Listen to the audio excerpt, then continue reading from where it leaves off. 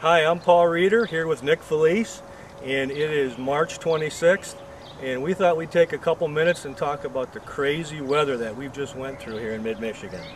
As you can see, the forsythia behind us is in full bloom. Last year this hedge didn't bloom until the last week of April. It's already been in bloom 1 week.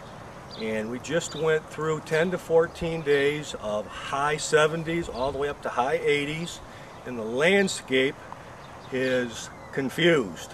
We've got plants that are in bloom that typically wouldn't be in bloom until May. We've got insect activity that Nick's going to talk about in a moment. But on top of the early weather and warm weather, this comes after an unseasonably warm winter.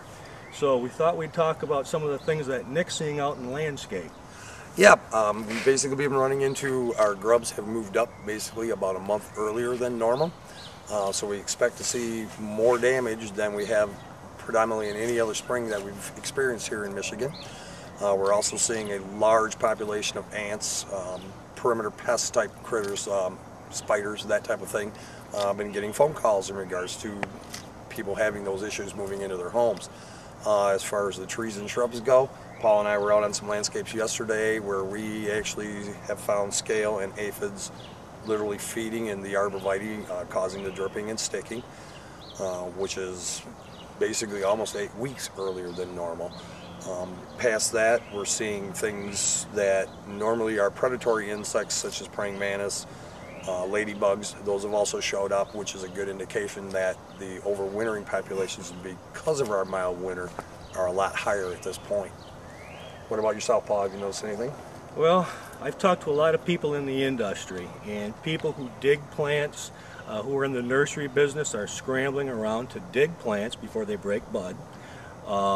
We are calling for a frost this evening, and so everything that's in bloom could possibly suffer a little bit of damage. The fruit tree growers are especially concerned. The fruit growers, the cherry tree growers, the apple growers, with this extreme warm weather we've had. But overall, things are 4 to 6 weeks ahead. We thought what we would do is get back in touch in a couple weeks and give you an update on how things are progressing.